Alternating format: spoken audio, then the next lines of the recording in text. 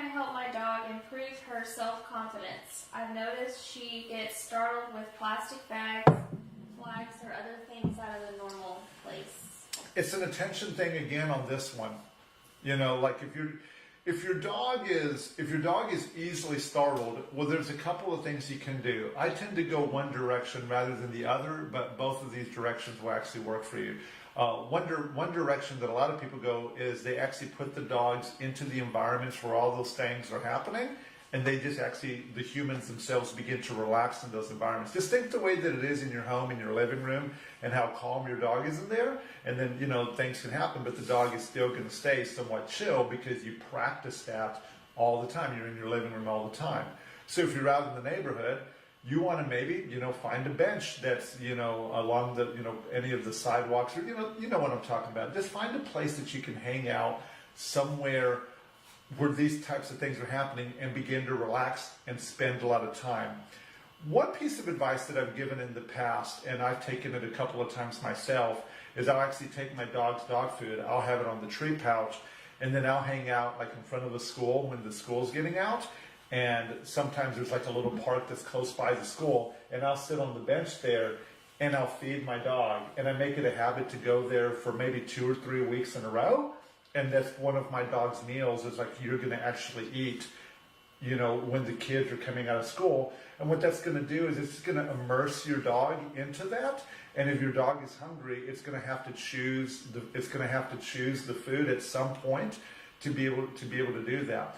One other thing that you can do before the first time that you go is, if your dog likes to play any games, play some games in the backyard, get the dog running and panting a little bit for about 10 to 15 minutes. You don't want to do a lot more because it's not good to eat food immediately after heavy exercise, but get the dog a little exercise, get them panting a little bit, walk them over to where the distractions are and hang out there, and have the dog begin to learn that, hey, I'm going to get my food here. I'm really going to have to concentrate on that more so than anything else. So that's the path that a lot of people take. The path that I want to take is, I want to teach my high prey drive dogs that everywhere that we go, we're going to play the game that they love the most.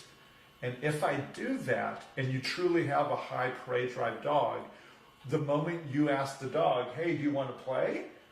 And then the ball comes out next, they're immediately, all their attention is going to be like, oh my gosh, we're about to play the most fun game in the world. What do I have to do? And so if you do that, very, very useful to help the dog, and that's a great way of getting attention. I would still have a long leash, or at least the fenced-in field, to be able to practice that in the beginning, because dogs can lose attention if something else comes into the environment.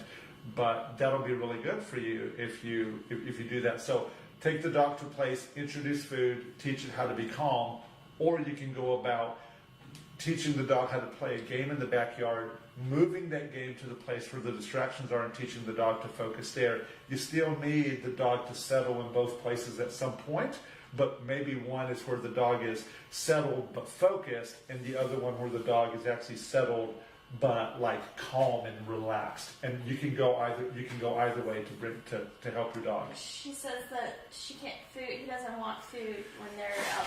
Yeah, you know, the other thing you can do, and this is really very common. It's a very, very common problem that people are going to, you know, you're trying to use treats, you're trying to use food. Like, I'll tell you this, and I get it, and I'm not going to recommend that everybody do this, but here's something that you can try, okay?